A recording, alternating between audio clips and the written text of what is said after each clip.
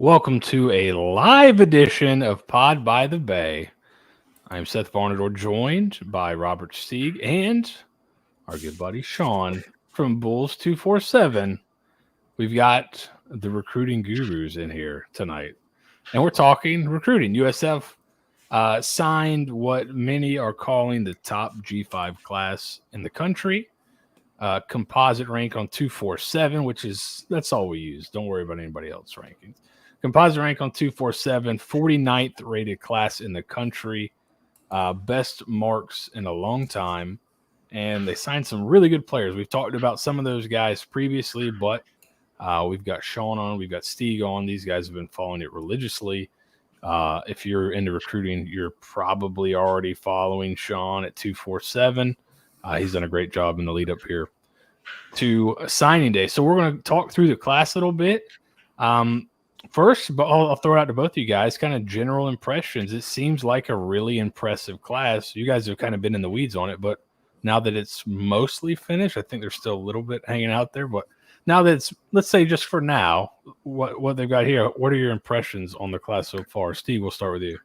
Yeah, it's good, impressive, all the right adjectives to say. But it was mostly all pretty quiet today, which is, I think, very welcomed. Looking around the country, especially when you look at your blue chip programs, there was a lot of flipping back and forth between, like Texas A&M and Texas and Miami and Florida State and Oregon and yada, yada, yada. So it was nice that USF came into that day with basically what Sean and I had preconceived as like 3 potential flip targets. And no one really like flipping out. Like we didn't have any red flags of people or any of these kids getting, courted elsewhere for any particular reason. So it was nice and quiet. It was, they had the targets on their backs and got one pleasant flip to us, and then 2 that are still waiting in the wing. And we've disclosed some of the information on why in the Ponderosa section, but we can't really go into too much detail there. But yeah, I mean, it's exciting. It's very welcome, rather than, a focus on, a transfer portal class or anything like that. It's very welcome to have just really good high school players coming in too. Yeah, Sean, what are your impressions?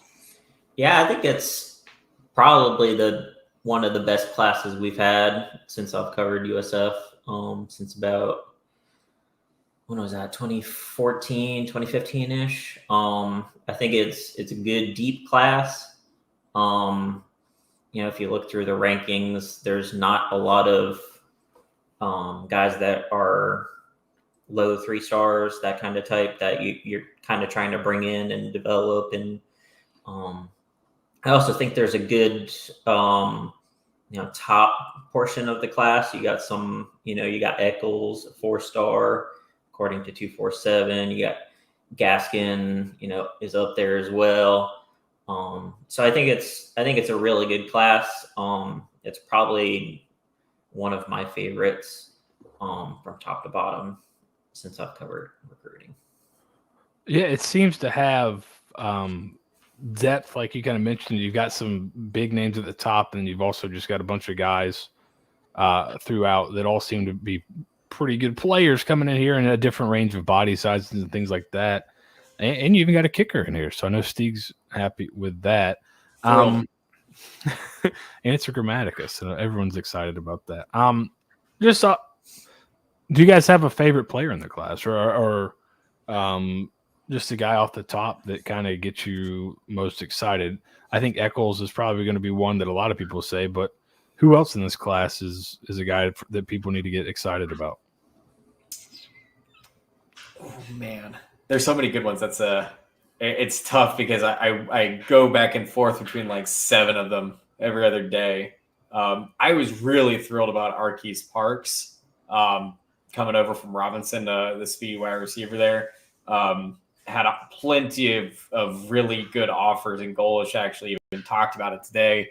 In the spring, he wasn't really looking at USF. Then, he started going on a few visits, and USF didn't really waver or anything like that. They just kept on reaching out saying, hey, how's it going? Want to stop by? he saw the positive momentum and decided to give it a listen, and now here he is. But he's a guy you can be excited about, especially in this offense. But I mean, you still have a guy like Brandon Winton, Josh Porter, these wide receivers. They look at this offense and they're like, damn, this is going to be fun. Can I get in on that? Yeah, I would probably go with Xavier Hamilton. I think that he probably is closer to a 4-star than we have them ranked. I've had some conversations with 247 about him and a couple others. But I really like that linebacker, especially the duo between him and Hill. I think they're going to be really good for USF if they stick around. And I know just talking to the staff that Alvin Isaac it definitely seems like he's going to be a dude. So. Yeah, he's crazy explosive. He's a guy that he was at the Villages previously, right? And then went to Hawthorne. Yeah. He's a guy that just jumps off the tape. Let's talk about Rodney Hill. You mentioned him as the other linebacker in this class. Flip today. How big was that for USF? And just kind of give a little bit of background on him, because he's a guy that maybe fans haven't been paying much attention to because he was committed to he's been committed to Tulane since June. So what can people kind of expect with him? Yeah, that's probably the question. I don't know as much about him as some of the other commits because he's so new. I haven't gotten around to watching his tape yet, but just going off of his offers, his ranking, it seems like he was pretty wanted from several schools until the end. But I think that duo between him and Hamilton it's definitely pretty good. But. I can tell you from his high school days, because Mainland just won the state championship. I mean, and I joked about this because there's always guys on every team that are just like they're the stud athlete across the board. Give them the ball and they can make it work. He was basically that guy for Mainland this past season to their state championship victory over St. Augustine. He played linebacker and running back, and his stats were just outrageous leading into the state championship game. He basically took over. I don't want to say he was the MVP. He was, but he was the MVP of the Mainland season. He's the reason why they were able to get as far as they were. And obviously Willie Fritz had eyes on him, and they had a great relationship there. I was kind of shocked he didn't follow Fritz to Houston, but I think for him, at least, the allure of playing in the same state, family can come visit a lot easier. Probably had some pull for him there, but yeah, he's a guy. I mean, the immeasurables, 5'11", like he's probably around 220, maybe 225. It doesn't jump out at you, for linebacker size or anything like that, but. Nowadays, you don't need the 6'2", 6'3" linebacker. You need the linebacker that can, put on the muscle and hit the hole hard and, stuff runs. And that's basically all he did. I mean, he shoots out of a cannon every time he blitzes. So that's always a welcome sight on film. Yeah, I think length is a little bit overrated if you're playing inside. Like it seems like he will be, right? And also getting guys that played linebacker in high school is important because you'll see a lot of teams try to convert guys who are like edge players, and that it's tough because it's very instinctual. But so he had 97 tackles this year, 32 tackles for loss. It's pretty good. And then 125 tackles the previous season, 14 tackles for loss. Steve mentioned he did play a little running back. Not a ton, but listen to this. 31 carries. 11 touchdowns. That's pretty good. Pretty good ratio. That's a Miles Jack ratio. And that's with averaging 8.9 yards a carry. So this guy's obviously physically pretty ready to go, it would seem like. So that's good to have that tandem. And then you mentioned Hamilton. So getting two guys at backer that seem like they're kind of two of your higher rated players, that's a good job. And Golesh talked about it today. He spoke about, last year They did not sign as many defensive guys. And this year, they've really kind of flipped that emphasis in this class. Right? Defensive guys up front. He said they're not done, but was that something that you guys saw throughout the process? That was their concerted effort to really work? They got a couple receivers committed pretty early, some offensive guys committed early, and then it seemed like they were working defense for a long time. Yeah, they knew who was departing already. I think Sean's piece put it out perfectly for his primer for signing day. They knew who was going to be leaving from those positions just straight off of graduation and out of eligibility, and you basically one for one, swapped them out. You had Gary Bohannon leave as a graduate / transfer / whatever he's going to turn up into, and you replace him with Marcellus Tate. And so you can kind of see that was kind of the strategy across the board for most positions. And I say most because you'll probably look through all the positions and notice a glaring abundance of a certain positions group along the defensive front. And I don't think that's not intentional. I think that's exactly what they wanted to do. You can try your damnedest to find these defensive linemen in the portal, some guys that have already been in a program in a weight room and are ready to go. But everybody's looking for everyone's looking for that. Everyone needs defensive linemen in the portal. You might as well get the ones that you can out of high school and develop those guys, because those are going to be the guys that are going to be the workhorses. And by year 1, year 2 into their program, they might be ready to go, especially how big and ready some of these guys are. Yeah, see, I thought they would go harder after the secondary. I know they're saying that they have probably two to three spots left for the secondary. But just watching how they played this year, I thought that would be, a huge emphasis, kind of like how they did with the defensive line, taking 8 to 10 players there. But yeah, a lot of it is based off of who leaves. And I always start with that usually going into recruiting off season. I look at who the seniors are in the class, and that gives me an early idea of where we're going to need bodies. Because if you look into after next year, we're going to have a lot of defensive line holes, which is why they went after the defensive line.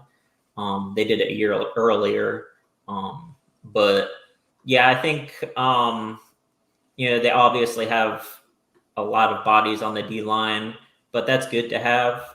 They said that was their priority, was to have some younger players sit behind the older players for probably a year, and then they'd be ready to play physically and mentally and everything like that going into their second year. Yeah, I think there's more of an abundance of decent skill guys in the portal. So, receivers, corners, you could try it. I think it might be easier to get those type of guys in the portal. But if you can sign as many young defensive linemen and front players as you can, that seems to be the way to go, because those are a lot harder to come by, especially if you're not going to get first dibs on them, Right. like USF may not on some of these. Let's flip to the other side of the line of scrimmage. They did sign some offensive linemen. Braden Carter was a later commit. What do you like about his game, Sean? And it looks like a big kid. He's kind of are any of these guys? I wouldn't imagine most of the linemen they've signed are their same idea as the defensive side. Get them come in and just kind of sit behind some older guys, get experience, then hopefully next year you're playing. Or what do you think the plan is for the offensive line guys? Yeah, so something that I realized going through the USF signings was height and weight that they put on there. A lot of them were very different from the recruiting sites. For example, Braden Carter, 6'6", 254. He's going to need obviously some time in the strength and conditioning. Probably get up to probably 290 at least for a tackle, maybe 280. And And then Tyreek Major, 6'5", 332. And Terrion Mormon, 6'5", 350. So yeah, they're definitely going to need some time, but they're all probably tackle bodies, I would say, or close to it. They're all 6'5", 6'6". It just depends, where they play the best, on the inside or the outside. But yeah, they're definitely some big boys. Yeah. Yeah, you said 6'5", 332, 6'5", 350, and then 6'6". Yeah. So they're definitely going for that height and length there. Oh yeah, I missed too. Jahari Grant on the D line. They listed him at 6 foot 324. So that's a big nose right there. That's a plug in the middle there. Mm-hmm. All right, so we're getting some questions in here. Any guys you think have a chance to play early? I would think a guy like Eccles was sold on early playing time. Maybe not, or at least an opportunity at early playing time. Any of these any other guys you see possibly cracking the rotation? I think the 4 guys who are already on campus and practicing with the bowl squad is probably your best bet for it. Golesh kind of mentioned today that they wanted to kind of make sure that those guys weren't going to come in the next 2 weeks and basically have sticker shock of the D1 program. Like they're going to come in and almost be like the class leaders of what's needed, what the expectation looks like practice wise. Kind of give the lay of the land for the freshmen so that they have someone that they can guide to. So Jonathan Eccles, Brandon Winton, Marcellus Tate, and Josh Porter are all already basically practicing with the team. I don't think they're down in Boca Raton. I don't think they were allowed to go. As far as like with the team, I'm sure they traveled, but and then other than that, I'd imagine guys like Xavier Hamilton and Rodney Hill are probably going to get some early playing time, at least on special teams, then get mixed into the starting rotation at some point. Fred Gaskin, Jermaine Dalius. I mean, you look at all these defensive guys, they all have potential to get early playing time via special teams, probably in the first 4 weeks of the season. And then if the coaches deem them ready to go for, kind of getting their feet wet, they'll start getting some mix in probably, weeks 5 through 10. And then hopefully at some point, some of these guys are going to, start to mix in and start to like sub in and sub out more regularly on things. But yeah. And then, sorry, I forgot one more. Alvin Isaac. He's a guy that they'll probably plug in at like kick returner pretty early on to go along with like Jaquan Smith or Jalen Johnson or something like that to try to give different looks back there and get these guys on the field, because the more experience they can get on the Division I field, the better. Whether it's on special teams or actual designed, what offense, defense, or anything like that. Yeah, Sean, anybody you think can get on the field pretty early? Yeah, I would say obviously Eccles. The only thing with Eccles is they might maybe try and play him in the slot at first. He's another one that I believe they had him at 215 pounds. It's probably too small to play in line, at least at first. But I'll also cheat a little bit and say Jalen Pettis because he's JUCO, and he definitely has the size and the conditioning of the JUCO already. I could see him probably being maybe a depth piece, like second string ish, and then I'd say a lot of the same names that Steve had: Hamilton, Sykes, Delius, Winton are probably the ones I'd go with. The Exume brothers as well. I know you're probably going to ask about that, Seth, but they're probably guys that are going to get some good mix in early on as well. Both of them are basically at the size they need to already. So, yeah, and both they're going to play defensive line, correct? Mm-hmm. All right. That's what I've been told. Are they going to be inside players, or are they going to be? I think they'll end up inside. I think if they play early, it's probably at that end position. Yeah, but like where the Tremel Logan position. Yeah, they'll probably start out there, gain some weight, and move inside. That's what I would guess.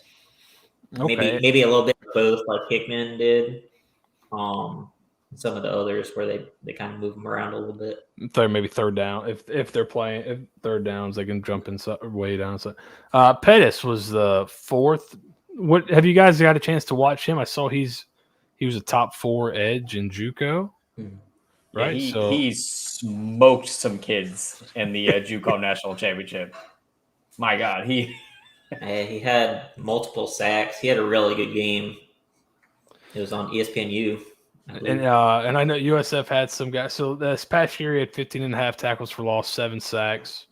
And then the year prior, 9.5 tackles for loss, 4.5 sacks. So over 2 JUCO seasons, 11.5 sacks, 25 tackles for loss. And you mentioned Steve, he's 6'2", 234 pounds.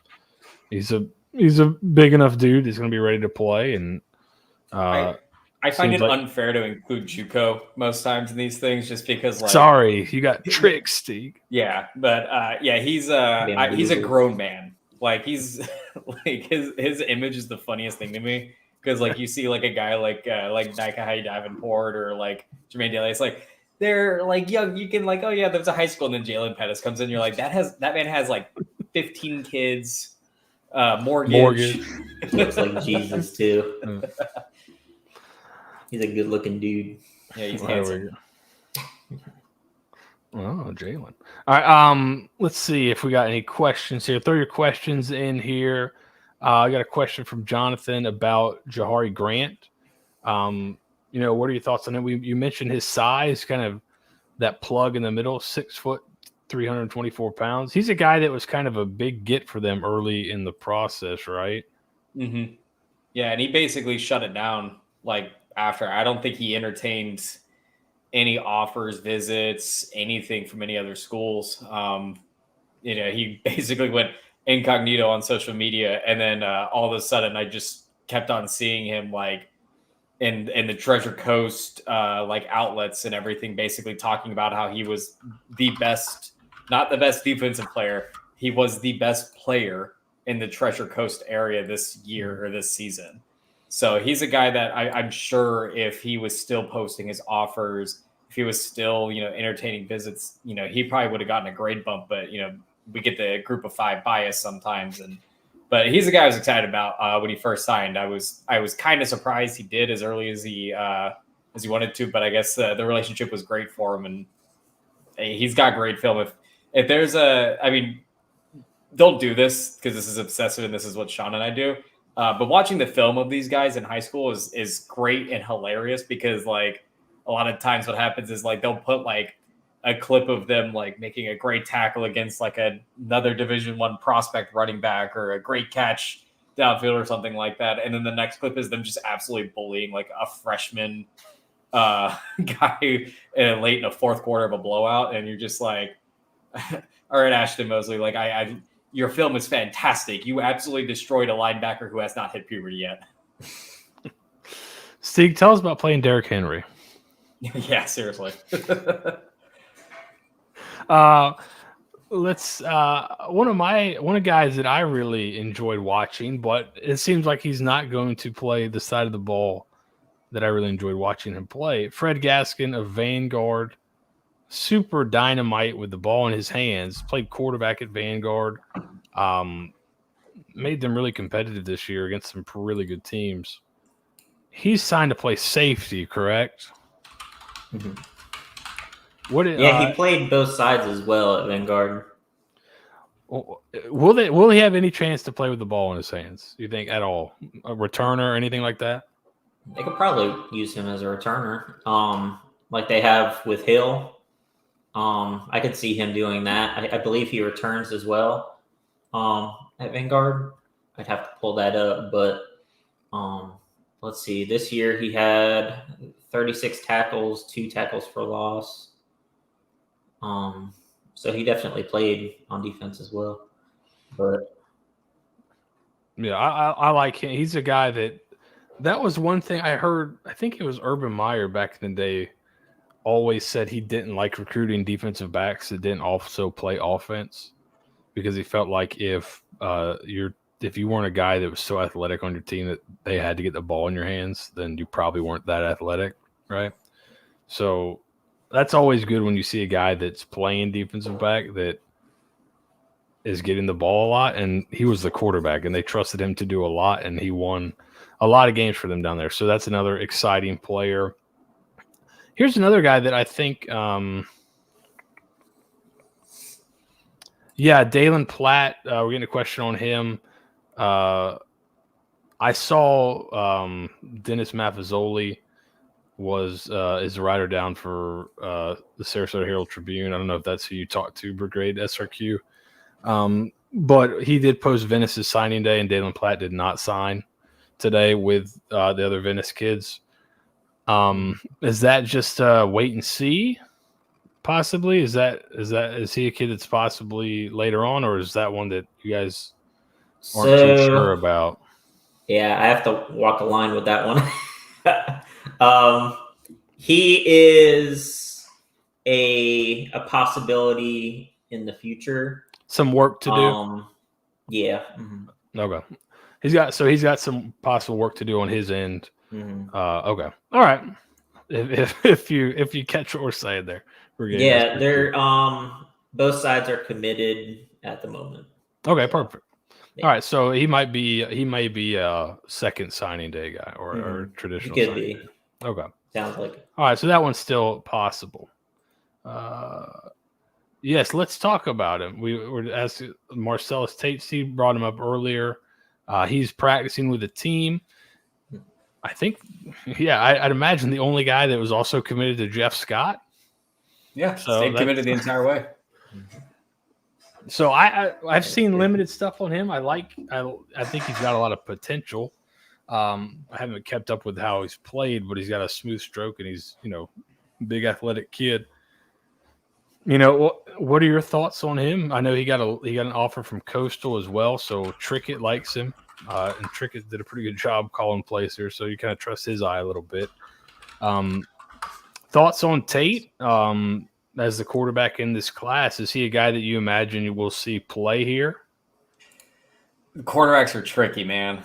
Like it's a slippery slope sometimes when you talk up a good quarterback and only creates controversy. Only one can play, and usually they're playing 99% of these games, and these backups are only playing limited time because you still do have a guy like Izzy Carter in the back. A guy like Bryce Archie in the back. So you have a lot of good youth behind your already young starting quarterback in Byron Brown. So you kind of have a lot of young puppies back there, and everyone wants the attention. Everyone wants to start, but they seem like they all have a great relationship with each other as well. I know that it's bigly preached that it's always a next play mentality, and it's always a next man mentality because you never know what's going to happen on the football field sometimes, and you're one play away most times. So Tate's a guy that film-wise, I think he's got a lot of really good arm strength, which is something that you really don't see too much out of a high school quarterback. He'll let it rip, but he's also really capable of running the football as well. I know he went viral last year for absolutely laying a hit stick on someone into the end zone. He looks like an intangible leader as well. I haven't talked to the Duncan or the Fletcher coaches in a while, but one of my old high school quarterbacks was actually their head coach for a minute, and he coached Tate and had a lot of really good things to say about him. So whether he plays or not, I don't have a crystal ball. Yeah. Like some of these guys are rotate in and out. The Exume brothers, they'll rotate in and out. Quarterbacks. Yeah. Only one guy. So I would say I asked the staff about him. I don't know what that was, maybe like a month ago. I was like, so is this kid any good? Because you watch his tape and it's really weird because it's like he has these amazing plays, but then at the same time it's kind of like, well, he's like really, really raw. And it definitely feels like backyard ball with him, where he's kind of just making plays, doing what he can to win. There isn't a ton of talent at the skill positions around him. And I feel like he's either going to be really, really good, like a great USF quarterback, or he won't. And he has a high ceiling and a low floor, I would say. Yeah, it looks like his highest year in terms of completion percentage was his sophomore year when he committed initially. But this past year, 20 touchdowns, 7 interceptions, so not terrible.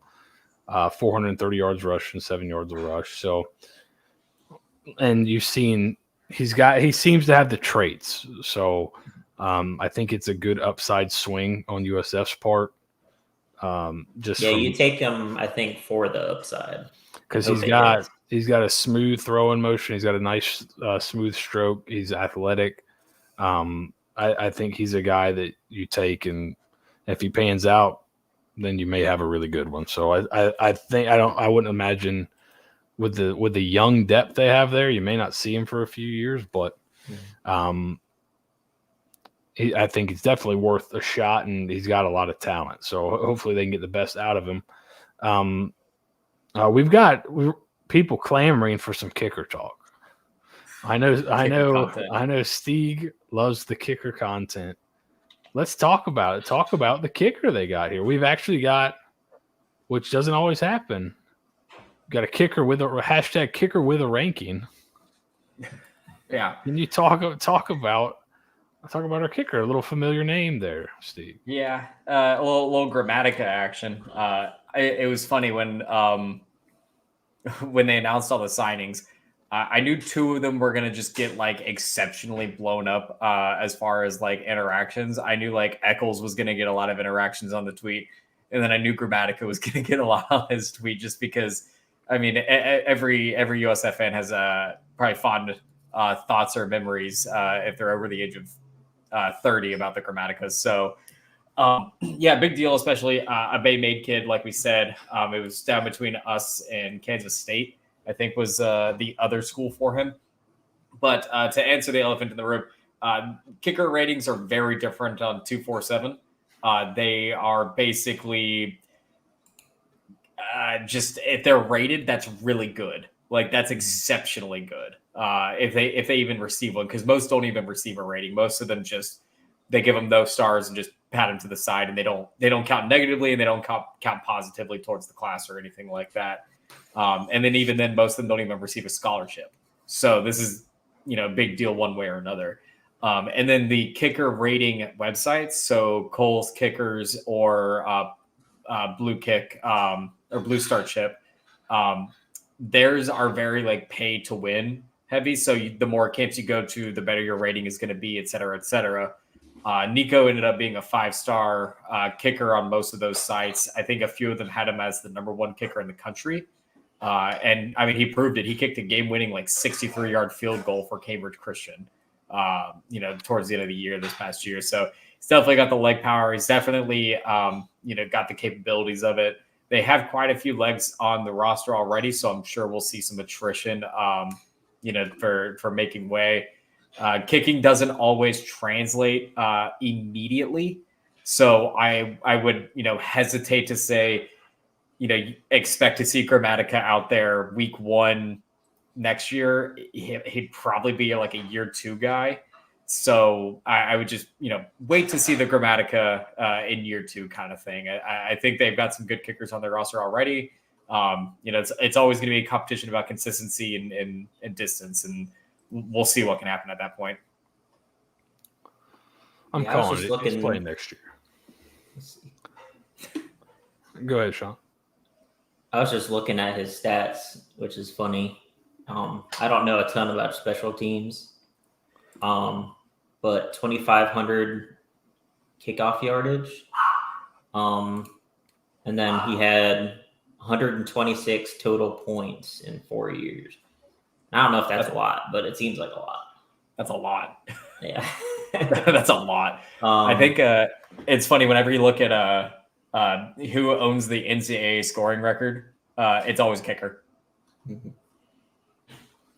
Yeah, and I wanted to point out too with the 247 kicker rankings, it's because they go off of draftability on 247, and kickers don't get drafted as often, so that's why the ranking is lower. I wouldn't go off of that as far as if they'll be good in college. I would go off of the Coles or whoever, whichever one has them as a 5-star. That's the correct one. That's correct. Yeah. Whichever one has them as the number one kicker in the country. Yes. All right. So let's talk a little bit about just the G5, P5 bias. We've got some questions on kind of did USF see a lot of guys with get ranking hits when they committed that had some P5 offers? Was it as rampant as normal this year? Yeah. Yeah. So at least I've been told every time someone gets their ranking lowered, the staff has told me. So I know about it. I don't have any say in the rankings, really. I could submit for re-rankings, but if they look at it or not is another question. And yeah, so I know of so Winton, I believe he was at one point a couple of years ago, maybe he was a 4-star. He was lowered to an 88 and then an 86. And then let me see. Xavier Hamilton was lowered, and then there was one more. But it's usually the higher ranked guys, because when they go through, for example, they'll go through the top 247 on the 24/7 Sports, which is like 4-star plus, and they'll re-rank them every few months. So what happens if you have a 4-star on your roster, every couple of months they'll re-look at the film, they'll re-look at camps, all that stuff. So there's a higher chance they'll get lower. It's not like if you have like a low 3-star 82 or something on 247, they rank them once and they probably never look at them again. Yeah. So that's partially why. And the other part is, if you commit to a G5, that probably means you're not any good. At least that's what they say. But I've done what I can at least to a point. But I can only say so much. So I know, Sean. I know every time a guy committed, you submit that ranking at 90 or above. Yeah, of course. That's right. I think it seems like even with possible, lowering the ranking, I would imagine this class is kind of slotted in about where it would have regardless. Kind of on a P5-ish level, but like a lower tier P5 class, which we see is good enough by a decent margin to be the best G5 class. So I don't think the re-ranking stuff totally, gives a terrible representation. Now maybe you get up to you get closer to 40 or maybe could dip into the high 30s, but I think being 49th is a pretty good measure probably of where they're at. Do you guys agree? I mean, that's top 50. The key is you can go in 247 Sports. You don't have to click on the add more or see more teams. So they're in that top page, baby. That's the big part. Yeah. That is the strive. Above staff was asking me also about how it, with some changes and possible new additions in the future and stuff, that there is a possibility they go after the top, how'd they word it, the top AAC team since the AAC was created.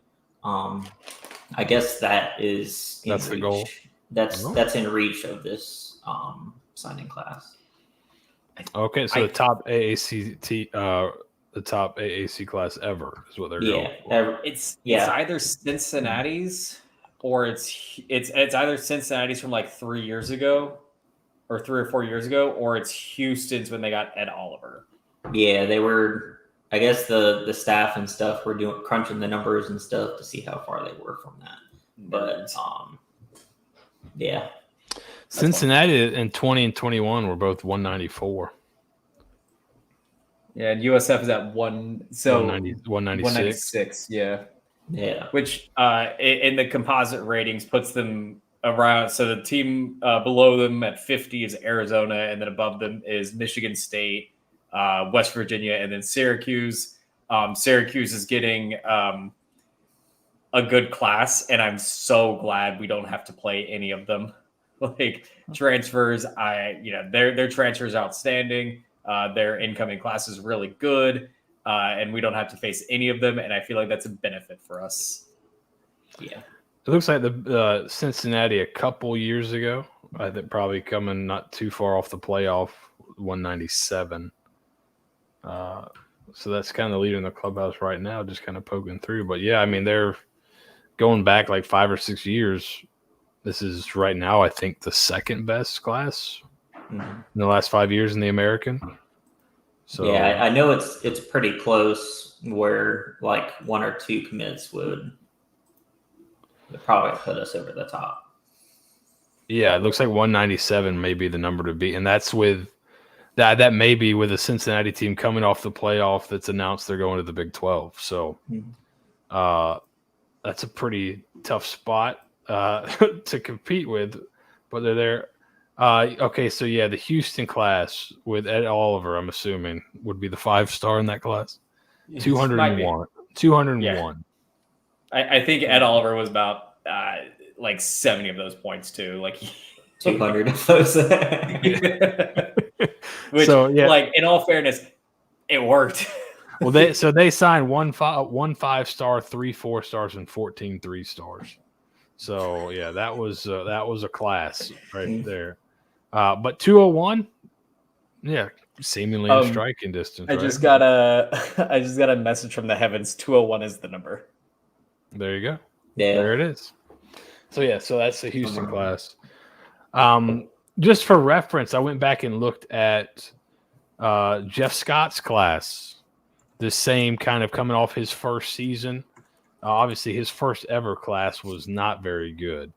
It was like in the one teens, I believe. But his second class was much better. So I thought we could look at that one to kind of compare here, just in terms of where they ranked and everything. So his class ended up 65th in the composite. So decent bit away. And looking at their total, they're at 171. So 21 3-stars is what they ended up signing that year. Was that was that Jimmy Horn? Jimmy class? Horn was amongst that group. Yes. Okay. That was the Jimmy Horn class. So talent acquisition, and that was at the time considered a pretty good class and ended up being a pretty good one. They got some pretty good players out of it, but 21 3-stars. This class is 1 4-star, 26 3-stars as of right now. Let's talk a little bit real quick before we get out of here about some of the transfer guys.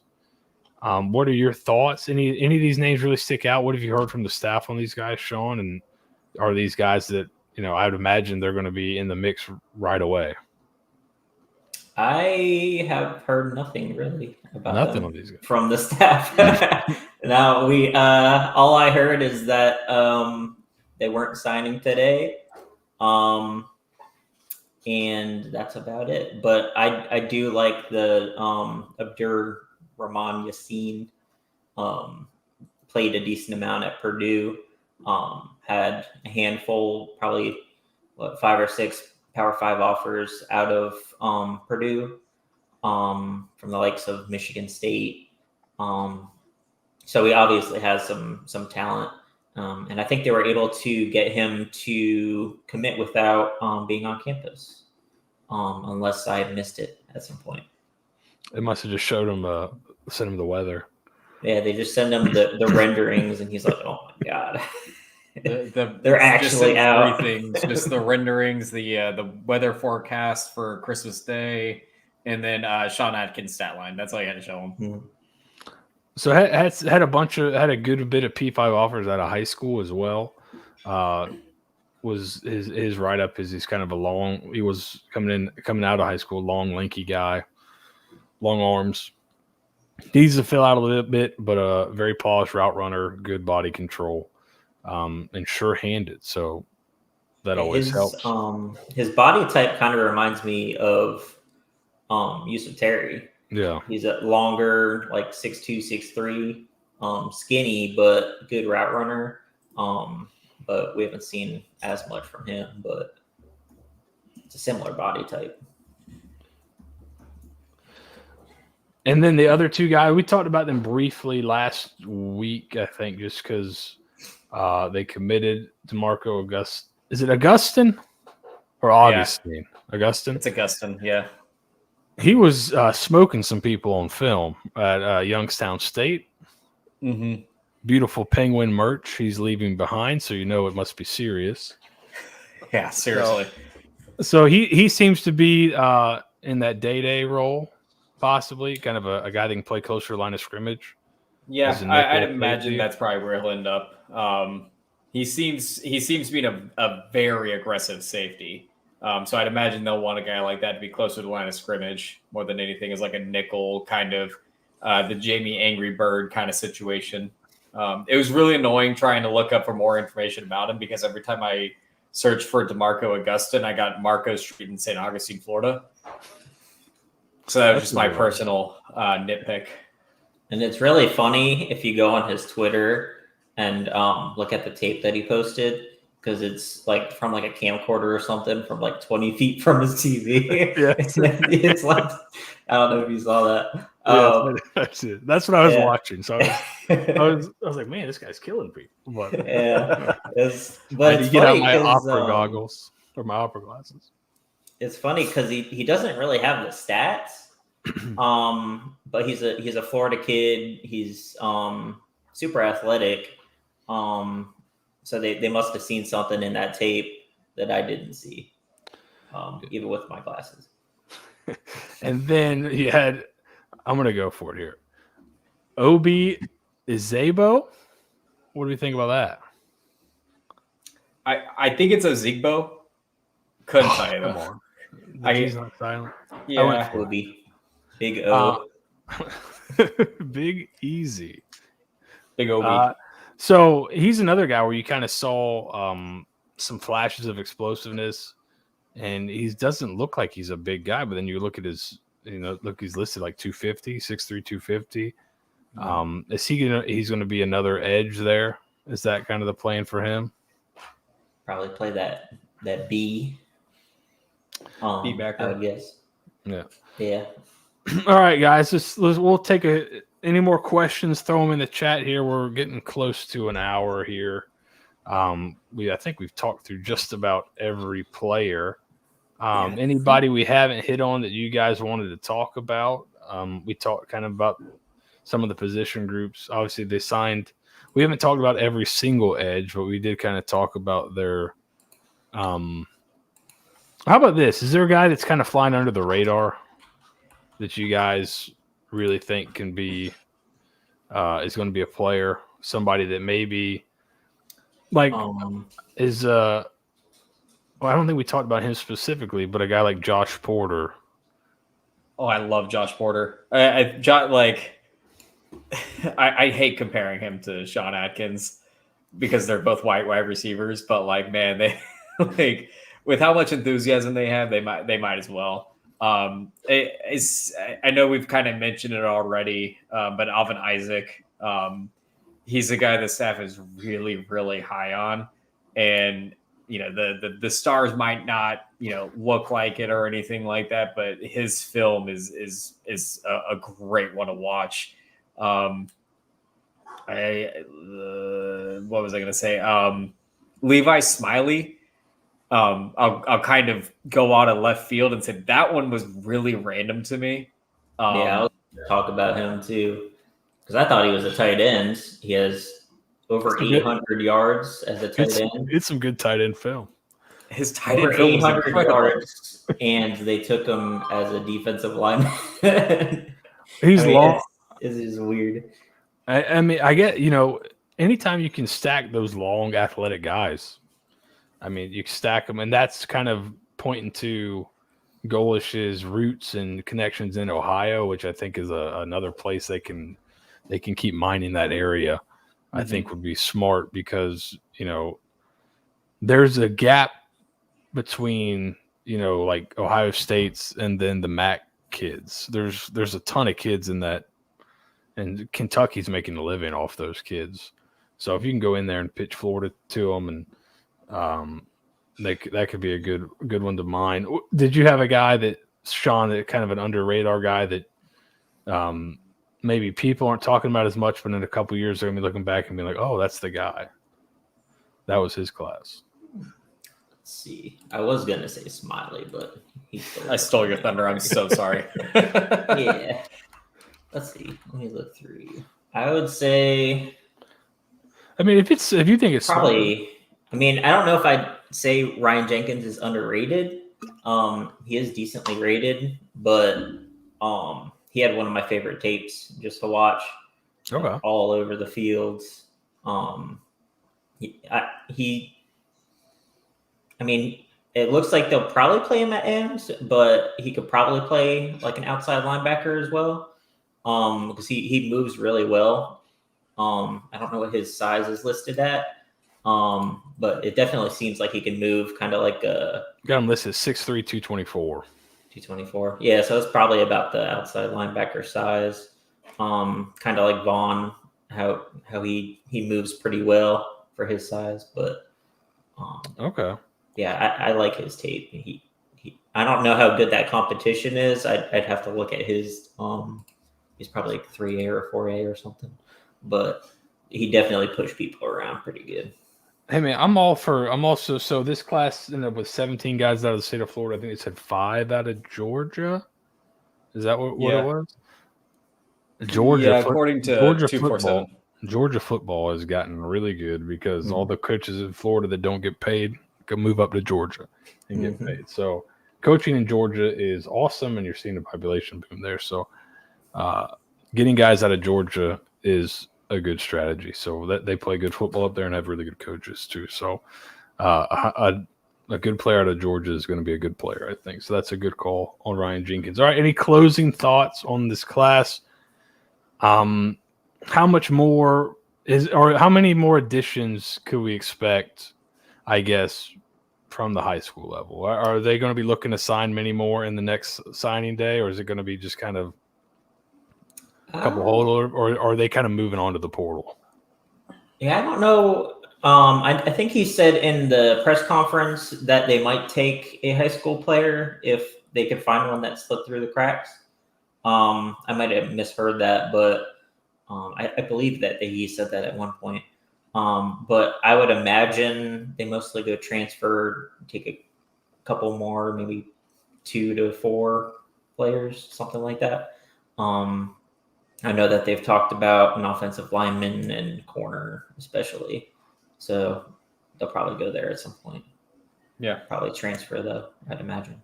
And because he just made a comment, the staff, I mean, give up the goods. Yeah, give up the goods. Come on, Fagan. No, I'll say it because he's in here now and he's showing his face. The staff and Golesh started off the press conference saying it too. I mean, the staff, top to bottom is what the credit should go to. And I know we say Golesh and company, but that company does a lot of work too. Like there are a lot of people behind the scenes that might not get all the love, all the press, and all the glitz and glam. I mean, every time you look at what they're saying about USF's class, it's always that picture of Golesh or anything like that. But I mean, the recruiting folks, the scouting people, the on-campus recruiting coordinators, there's a whole well-oiled machine for how they do their recruiting visits down to like a science. And I was going to say, just look at the results from the official visits the last couple of years. It seems to be a higher rate than most places, is all I'll say. Like, they seem to have a really high hit rate, so they must really crush those things, and that involves a lot of people that you don't see. Yeah. So, and Golesh hired these people knowing that they needed to put in the work, put in the extra time, put in the extra effort. Sean and I kind of do this as hobbies. I couldn't imagine having to do this as a full-time job, trying to, Mhm. you know, a guy enters a portal, a guy is getting offers from Florida and Florida Buddy, State and it's Penn not State. fun. It doesn't look fun. I had to do it. We, It was not fun. it gets romanticized a lot, but it's a lot of sleepless nights, a lot of red eye flights, you know, a lot of, hey, you know, what type of steak, what type of candy, what type of X, Y, and Z do you want for your official visit? So a lot of effort, and it looks like it's paid off for this class. And you know, I say it every time, they're not done. You know, whether it's the class of 2024, how they're working the 2025 kids, 2026. I mean, shoot, I saw an offer go up to 2027, and I my heart sunk a little bit. I believe they have a 28 out. Oh, they do have a 28. They, yeah, you're right. They do have a 28 out. I believe they have a 28. I have spreadsheets for everything, and I don't even have a 28 spot yet. But I believe that there is a 28 out there. They're recruiting 8th graders. But yeah, I mean, you know, that to the credit of the staff that helped put this together. I mean, they I'm sure they love it. I'm sure they're getting their praise and they're getting their you know, extra steak dinners or anything like that. But yeah, I mean, it's a good staff. You can see it. And also, big ups to their families. I'll tell you guys, it's Christmas time too, and it's recruiting time. So we can finish here with a little story about my time coaching in college and recruiting, and why I'm maybe not doing that anymore. One of the reasons. So, Christmas time, we had a nice wreath on the door. We lived in Tennessee, recruiting at Tusculum College, now Tusculum University. We had official visitors in, and we were going to go take them out to dinner. Had the tight end in my position group, so I got to go. You know, dinner's at 5:00, so I opened the door to leave, and I was going to leave, you know, extra early, get there, you know, make sure I'm 30 minutes early, all that kind of stuff. I opened the door to leave, and a bird was living in the wreath and flew inside the house. And my wife was home, our dog, and we had, like, at that point, 10-month-old baby. I said, well, I can't be late for this official visit, so good luck. And I left, and my wife and kid went and just hid in the room. And then I had to go do the official visit, and we didn't sign the kid. And that was going to be my question. And then it took me about 2 hours to get the bird out of the house because it was like a big ceiling of the house we were renting. And yeah, my wife still reminds me of that. And it's why you'll see 100 Christmas trees in my house, but no wreaths anywhere because of wreaths that. Are banned. So this is tough, and it's tough on the families. So congratulations to everyone at USF on signing a really well-regarded class. Sean, thank you so much for jumping on with us here on Pod by the Bay. Stieg, thank you for missing portions of the Survivor finale. I don't know if you're going to miss the whole thing or not for this. Missed half of it. Well, perfect. No commercials. You can just blow right through them. Yeah. Great job, guys, this year on your side covering recruiting. You've given great info in the Discord. And, Sean, you've been killing it since they finally brought you on at Bulls 247. So awesome job, guys. USF, congrats. And Nathan and I will be down at the Boca Bowl tomorrow.